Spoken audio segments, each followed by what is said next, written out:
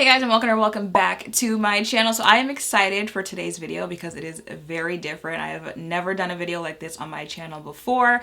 You're probably thrown off because this isn't something that I talk about often. I feel like a lot of you know by now that, when I was in college, I got my degree in PR and I was working in sports PR for, a good amount of time while I was in college and then right after it. And well, like 4 years later, here I am on YouTube because the sports world professionally, like working in it professionally, was just not for me, but sports is something that I enjoy.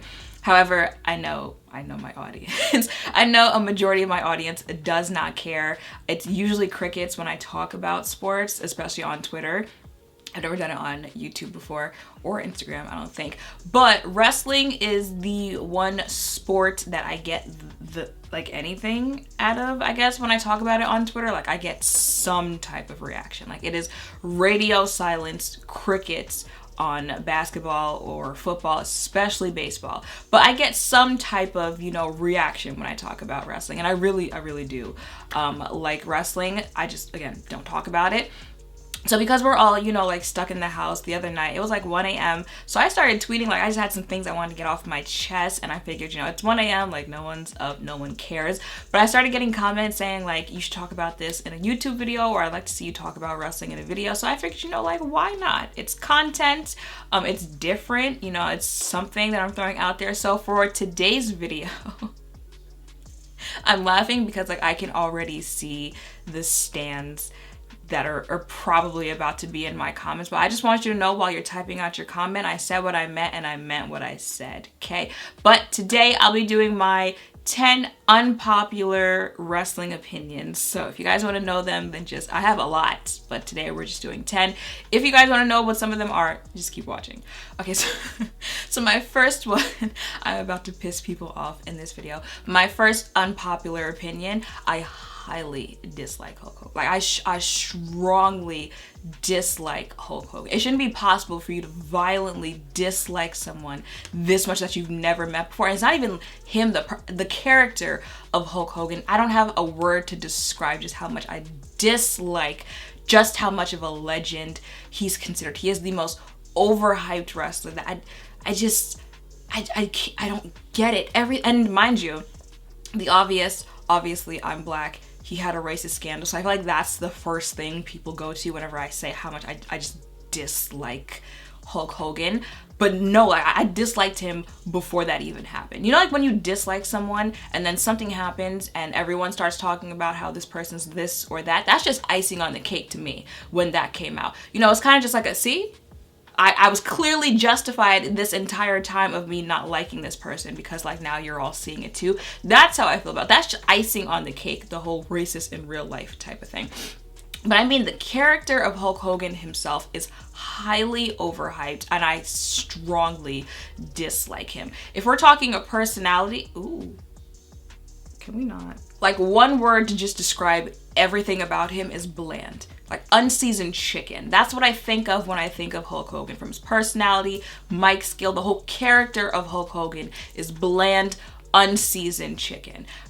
When he's a good guy, when he's a bad guy, everything is just so cut and dry and routine, and nothing keeps you on the edge of your seats with Hulk Hogan. So that's why I don't understand years later how we can still hype this man up to the point that we do. When he's a good guy, you can expect what he's going to say on the mic is, eat your vitamins and, sleep and pray and everything will work out and I'm going to go out there, I'm going to defeat the bad guy because the good guy always wins in the end. And then when he turned heel, I think it made it even worse for me because it was just you were so bad of a heel at having any type of personality that wasn't bland that it was almost comical for me. And being a comical heel, it does not work for a lot of people.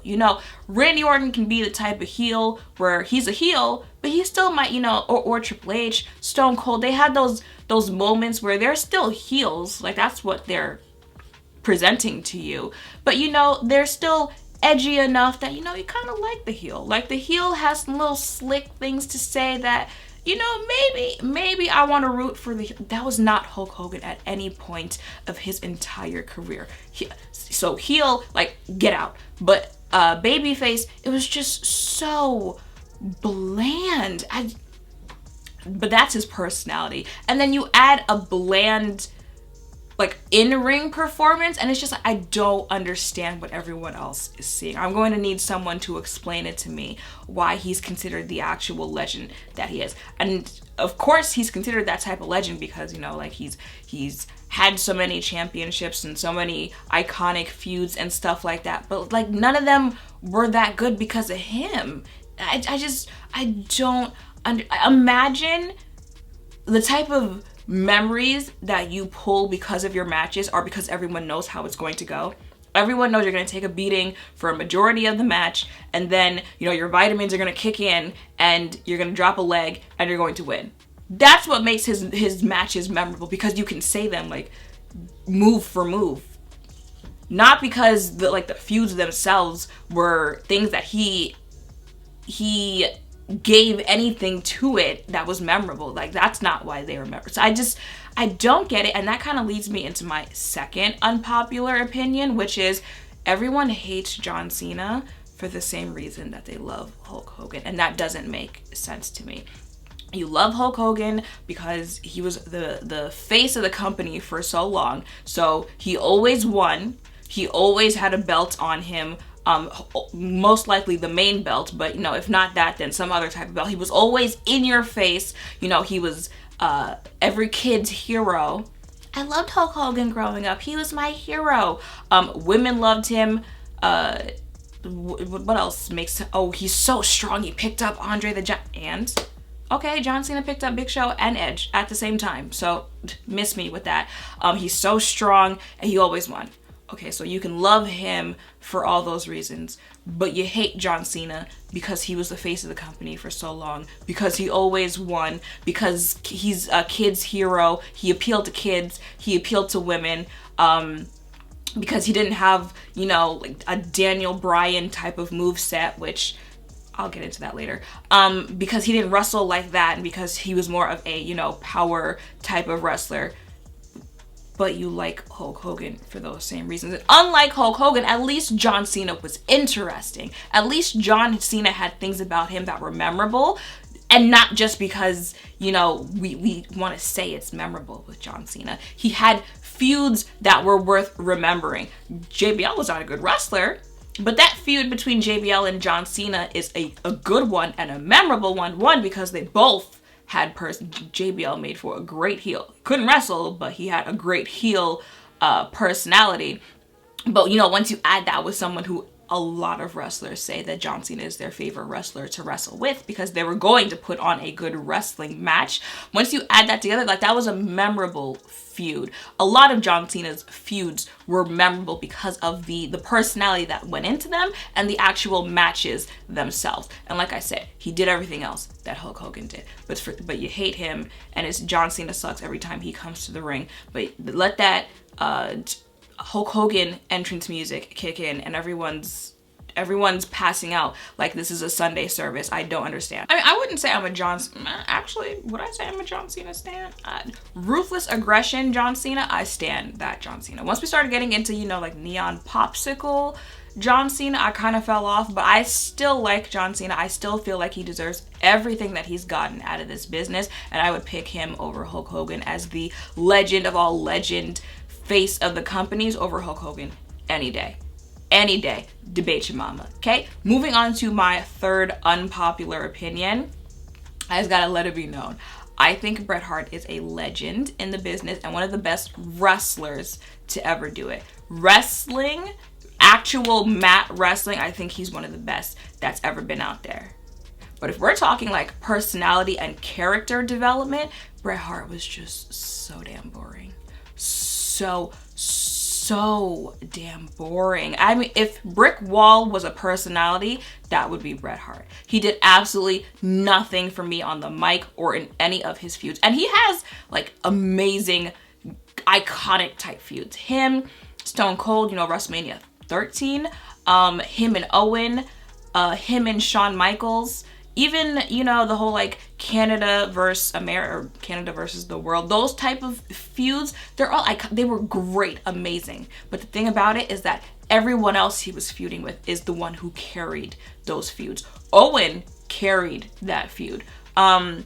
Shawn Michaels carried that feud as far as personality goes and as far as making the storyline something that you actually wanted to listen to. Like every time Bret picked up a mic, like I could take a bathroom break when he started, because like it just, I get it. You know, I myself am a very soft-spoken person. I don't get very, you know, like hypey. Even like right now, it's not like, it's still like a calm type of hype. So I get it if that's his personality, but it just did absolutely nothing for me. And it's like out of that entire, you know, Hart Foundation, like I would have to rank him like actually.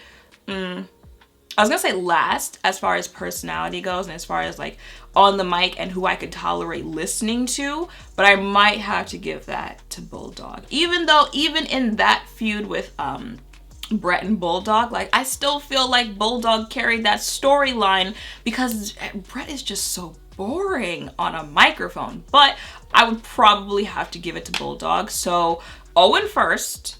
Owen as far as, you know, personality, mic skill, all that stuff. Owen first, Brian Pillman, Neidhart, Bret, and then Bulldog. Like that's sad that he's kind of like second to last out of the whole iconic Hart Foundation, but I just can't do it.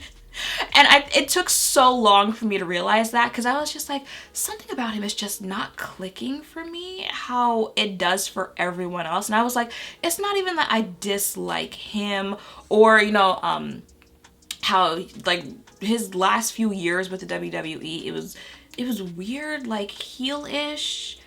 But it's Bret Hart, so it was kind of hard for everyone to dislike him until, you know, he started like disrespecting America. So then it got easier for people to dislike him. It wasn't even like that made me I realized I dislike him because it just bland. Not as bland as Hulk Hogan, but bland. And I just couldn't do it. So he's still a step up above Hulk Hogan because, you know, like I said, memorable feuds, memorable matches, great wrestler. So years better than Hulk Hogan, but personality, if you see me looking down, it's because I have my 10 written down in front of me. And I guess I'm just coming for all the legends today because the next one I want to talk about is Mick Foley. Again, a legend. Definitely feel like he deserves that title. He has some iconic bumps, and that's why I like Mick Foley. I like Mick Foley for, you know, Off the Hell in a Cell, Into the Fire with Edge. I like the bumps that he took. I'm a little, you know, worried about him as he ages because of some of the bumps that he took, but I love that I'm being honest, I love that he did them. That's what makes me like him so much. I'm not gonna call him a glorified stuntman, but baby, he can't wrestle. Like he really can't. And I don't know if like the sound effects and the phrases, and you guys know which ones I mean because like he said them every single match that he had. I don't know if those are supposed to be like a distraction. You know, they're so loud and so in your face, especially if you're watching as a viewer from home instead of in the stadium.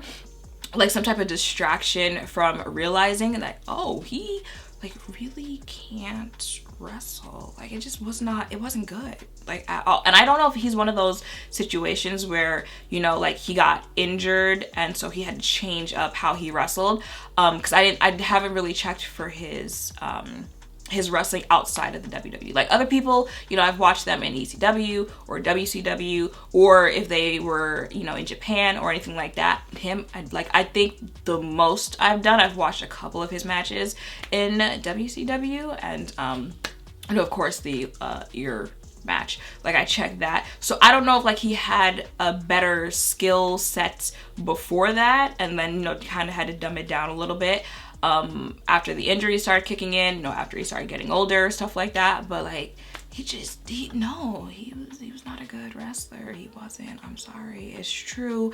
And you know, he had to overdo the gimmicks, you know, Sacco and the bumps to compensate for that, because other than that, you know, he was big, and the thing is, like, he wasn't even like a power wrestler, like a wrestler who relied on, you know, choke slams and body slams and those type of like heavy contact type of moves, like Batista or stuff like that. It wasn't even one of those type of wrestlers. It was just there. He was literally just there.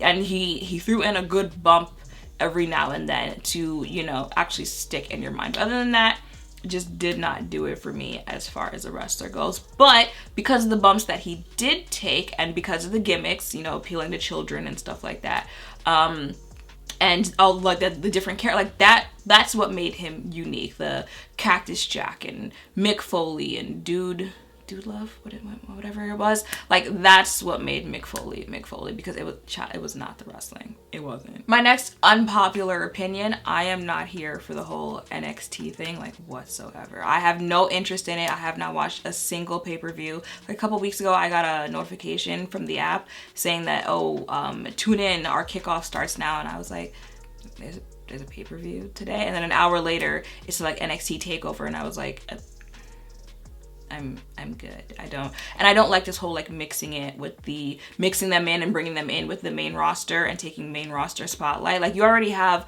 a main roster on 2 different shows, probably 200 people, and you were already, like, even before they started bringing in NXT, you were already utilizing like the same 10 people, and there were so many people who were not getting any type of attention, who should have been getting attention. And now you're making it even less attention that your main roster people are getting by bringing in people who are in your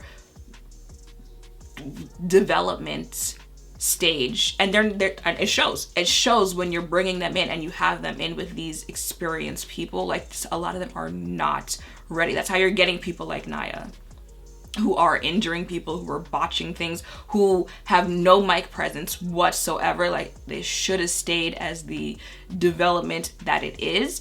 Could have kept your little, you know, like takeovers and whatsoever, but like a lot of these people are not ready for the spotlight that they're being thrown into. And so it just bothers me that they're being thrown into this spotlight, and people who are good, who should have been getting pushes, are either just now getting those push, or they're still not getting them while I have these other people in my face. But I'll get more into that in my last unpopular opinion. My next one is this one might piss people off, but once the smoke cleared and Becky Lynch now had to stand on her own, she didn't have anyone carrying her feuds, her matches, you started to realize just how overhyped and mediocre Becky actually is. All right, her mic presence, mediocre. Her personality, the character of Becky Lynch, mediocre. Her moves, mediocre. Her matches, mediocre. She doesn't have any type of memorable match that's memorable because of her.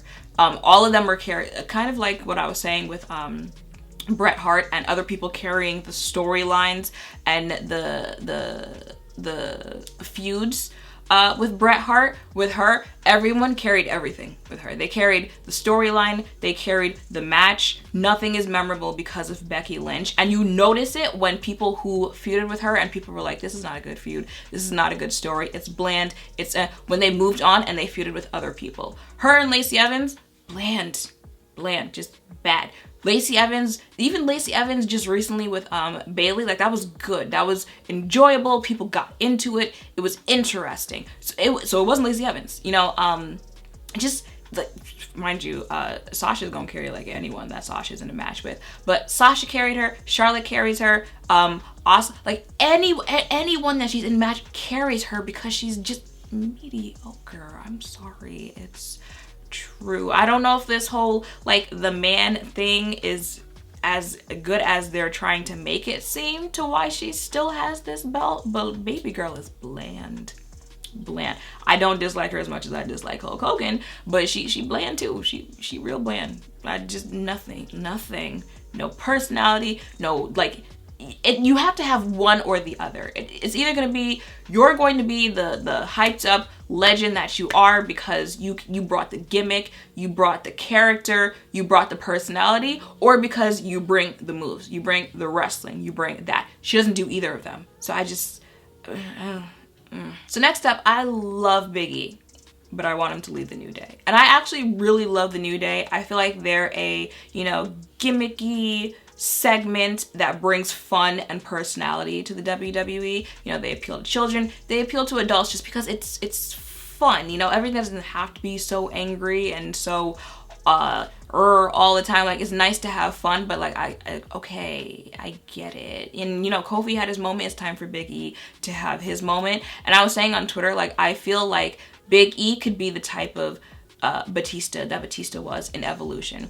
You know, of course, obviously he broke off Evolution and was still like a powerhouse type of wrestler after that. But the Batista in Evolution was ruthless aggression. Okay, it was aggression. It was strength. It was the animal. You know, he was always going to be the one that comes in and just gives that power to Evolution. And that's what Big E could be if he left New. Like, I don't want that type of Big E in New Day, because I'm not gonna get that type if you're out here flinging pancakes. I need him to leave New Day and pretty much like go heelish and give me that type of aggression, because he can be such a good heel with and get so much more like camera time and just that push that he really needs, because like they've been in this industry, in this company for years, and he really, like, yeah, this is a push with the whole New Day thing and the tag teams and whatever, but like, he deserves his own push, and he can be that type of aggressive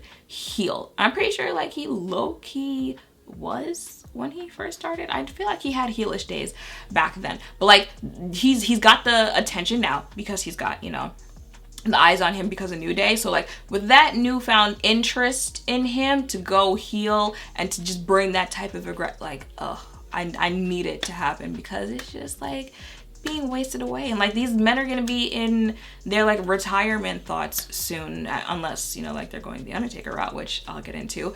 But it's just like, I need it. We get it with the pancakes. And speaking of the Undertaker, he is my next unpopular opinion. Again, a legend. Everything about him, he deserves all of his flowers. Career going over like what, 30 years. He's in his 50s. All of the type of Undertakers, whether it was the Dead Man, American Badass, all of them hit. All right, he is one of the best to ever do it. I can say all of that, but I'm also say I need him to just bow out gracefully, because I can't do anymore.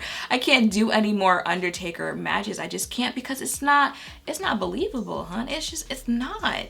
And that's the whole point. Like, I get that, you know, the whole trying to make people believe that wrestling is real is dead, and we don't care about that anymore. But it's like, we don't care at all anymore, like not even a little bit.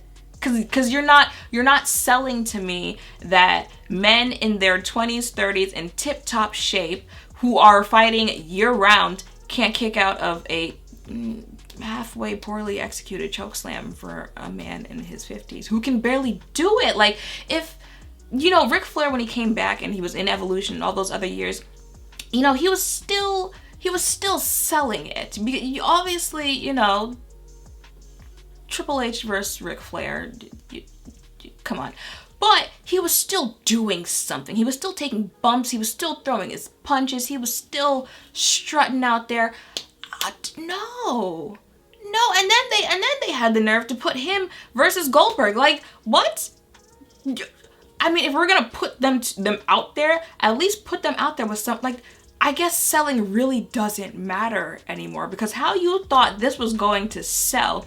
One knocks himself out before he even gets into the match, and the other one, like, can't hold people up, it drops people. Like, the fact that him dropping people in his moves has kind of become like a reoccurring thing, like, that's a cue that it's time for you to bow out, sir. It's not believable. And at this point, it's just kind of like, yeah, we like it because it's the Undertaker and because he still wants to do it, and I get it. If you still feel like you want to do it and you're still getting paid good money, I get why you would want to do it, but in my personal opinion, I think it looks better for you when you just bow out gracefully. Like, look at Shawn Michaels. Shawn Michaels was like, listen, I left and I left, okay? Like, I didn't want to do the whole like coming back and forth thing, because it was just like, I knew it was time for me to sit down somewhere, and I need him to understand that. Like, that's the thing. You have to bow out gracefully, one, before you're forced to because you injure yourself or, you know, injure someone else, God forbid. Or two, because, or you just get to the point where you've tarnished the legend that you spent so many years building, because now you're being remembered for being the older man. And I don't want to call him old and stuff like that, but like that's what it is. You don't want to, you know, throw away everything that you built being the badass, the dead man, because now you're like the laughing stock who botches moves, who has just these really bad matches, just bad. Like, I was watching him flip over a table yesterday in the empty arena, and it was just like, even that wasn't believable. It was just, please, I want you to go down as the legend that you deserve to go down as, not what we're becoming right now. I think this is like my second to last unpopular opinion, but it is on Triple H. And I know I've used the word legend a lot in this video. I feel like Triple H is going to go down as a legend. I know there are a lot of people who don't feel like he deserves that title for, you know, some reasons that I'll get into. But those issues aside, I feel like you can't say that, one, Triple H did not give the character the type of development that it needs to go down as a legend, and that his actual wrestling does not deserve to go down as a legend. As far as Triple H, the character, like, one of the best heels to ever be out there. Not only that, it's like you're a legend if you can be a heel and a babyface. And again, that type of babyface that can also kind of be a heel, or a heel that can also kind of be a babyface. Like, if you can do that, like, no, you're good. All right, I don't care what anybody else says. Like, you are good at what you do, and he did that. Memorable feuds. Amazing on the mic type of personality. He did that, and his actual moves, okay, again, not a Bret Hart, not a Daniel Bryan, but gave his all whenever he went out there, put on good matches, and still had like, I'm pretty sure my most iconic Triple H moment is him and Batista in the Hell in a Cell, where he comes off the rope and Batista holds up the sledgehammer, and like blood just like memorable moments. Like, you can pinpoint exact moments, and you're just like, flawless. So I certainly feel like he deserves to go down as a legend. However, one thing that turns me off about Triple H, or like I can agree with what other people say, is the whole, you know, if other wrestlers didn't have their career shortened because of, you know, injury or anything like that, and if not for being in the right relationships, and if he didn't gain like that, like, I don't know, an extra 100 pounds when he went from Shawn Michaels' sidekick with China to, you know, Triple H and China and DX. You guys know what weight gain I'm talking about. If it wasn't for all that, he would still be a B-list, if best, wrestler to this day. I'm sorry, it is what it is. Again, like the whole, if Shawn Michaels, he was Shawn Michaels' sidekick, let's call it what it is. If Shawn Michaels didn't have that first retirement because of the back injury, still would have been Shawn's sidekick. You know, but like I said, Shawn's career was shortened. Stone Cold's career was shortened.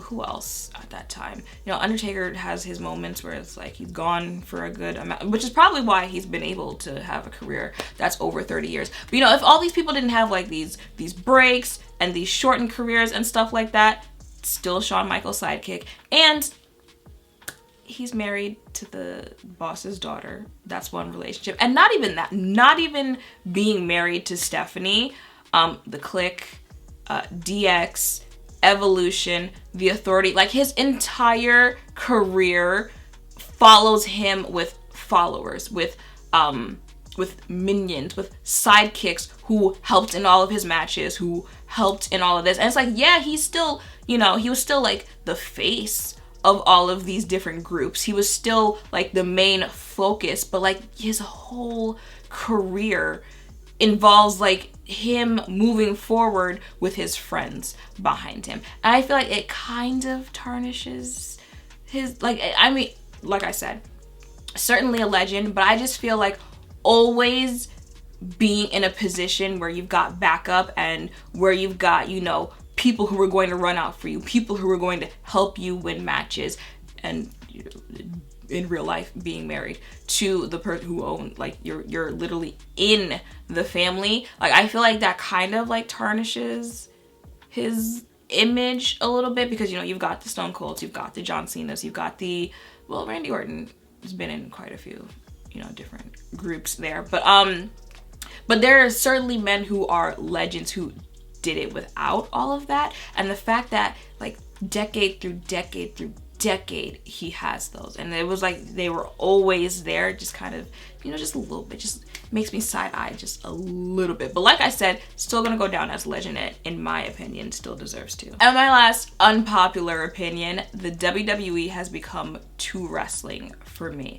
And I know that sounds weird, because it's like, it's wrestling, like, what are you talking about? But what made it interesting for me was the storylines, were the feuds, were the character development. Like, you wanted to tune in, you didn't want to tune in because, you know, someone could do a triple axel off the top rope. You wanted to tune in because you wanted to see what Stone Cold was going to do to Vince next. You wanted to see, you know, what way Edge was going to manipulate Vicky next. You wanted to see, you know, who the corporate ministry was going to abduct and initiate into their group next. That's what made it interesting to watch before, because it was just like, if you wanted to watch two people pummel each other, you go on Facebook and watch fighting videos if you wanted to see that. Like, that's not what carried the business, to me at least, back in the day, and it's not the same anymore as it was before then. Like I said before, you know, like, incorporating NXT into this, and putting more faces on the screen, but thus giving everyone a little less time, it's just not interesting. And they're not gonna have any more, you know, Stone Colds, John Cena's, Edges, Randy Orton's, because no one has the camera time or the story development to develop these type of characters. Like, there's no, you know, iconic feuds. There aren't going to be any more Brets and Stone Colds, because these feuds, you know, you throw your little dog food out there, okay, no one's gonna care about that. And if no one is going to care about Roman Reigns and whatever his name is, I don't remember his name right now, no one's going to remember that in 5 years. No one's going to remember a lot of these faces, a lot of these names, a lot of these feuds, because there's no story development. Like, I don't know if it's because, you know, like, I hear Triple H has incorporated more actual wrestling, which is why NXT is being incorporated more, but like, it's not good. And I mean, like, I can't be the only one who feels this way, because like, so many people say like it's not what it used to be, but they keep doing it. It's like, what's not clicking? I don't know if they don't have the same, you know, developers behind the scene creating some of these storylines, or if people have lost their touch. I don't know what it is. I hear like everything has to go through Vince McMahon, so I don't know if he's lost his touch, but it's just not the same anymore, because you don't have the people who have the personalities that we used to have. And they're not giving them that. Even if you had some people who are capable of that, they're not giving them the time to develop these characters and to develop these feuds. Like, these feuds don't even make, like, okay, I guess if that's what you want to do. And honestly, I feel like the women's division is carrying at this point, because the women are getting what the rest of them are not. Like, the women are still getting, you know, feuds and storylines that you're interested in. Like the Southern Belle, I keep forgetting her name like every other 5 seconds, Lacey. Like, her and Bailey, like, that was a good storyline. Let's see, Sasha, her coming back, you know, being angry about, well, at least the storyline. You know, not like, they're still getting these storylines, but even those storylines, they're carrying enough to where they're still interesting right now, and the women are putting on good matches themselves. But like, none of it, they're not gonna be a Trish and Lita. They're not. I don't know what it is, but like, fix it, because it's not. I don't see it getting better. I don't. Right now, I would say the whole Edge and Randy Orton thing, that's what we need more of. And I'm not sure if it's because these are two like seasoned veterans. Like, that's why, you know, it's the most interesting thing they've got going on right now. But that's what we need more of okay? And actually, yeah, it probably is because they're two vets, so they know what they're doing. They know how to make it interesting. But that's the most interesting thing that they've gotten. They've put so many faces in front of the camera, and they're trying to fit so much in. You know, you need like an 8-hour WrestleMania because you're trying to have like 15 matches. We didn't need that back in the day, because back in the day it'd be like 6 matches, and the other hour of the pay-per-view is going over the storylines of the feud and, you know, the backstage things and stuff like that. And we don't have that anymore. So now it's just like, well, we're just gonna push all these people in front of your face. Enjoy. And the last thing I want to say in this video is, I don't know if you guys have noticed, but go ahead and take a look down there. Your girl reached 200,000 subscribers. I am happy, so I feel like making 2 of you happy. So I'm giving away 2 of my boxes of makeup. You guys should know it's just a box full of makeup, especially if you follow me during Vlogmas, you already know what it is. If you would like to enter, it's very easy. 1, you just gotta be subscribed to my channel. 2, you gotta thumbs up this video. And 3, you have to comment down below what your like unusual, weird, like people don't really know about it because they might not expect it, type of hobby, thing that you like doing, thing that you like watching down below. I feel like this would kind of be considered mine. Like, I feel like not that many people expecting me to upload this type of video or have as much knowledge on wrestling as I do. So I want to know what yours is. Maybe yours is also wrestling, maybe it's knitting, maybe it's cooking, I don't know, but let me know in the comments down below, and you are easily entered into this giveaway. It'll stay open for 1 week, and then after that I will contact the winners, and after their prizes are shipped out, their names will be listed in the description box down below, like always. So yeah, that is it on that. That is it for my 10 unpopular opinions. I certainly have more, so let me know if you guys like this type of video and if you would like to hear more about them. And yeah, that is it. So make sure to thumbs up, comment, and subscribe down below. Thank you all for watching. I will see you in the next one.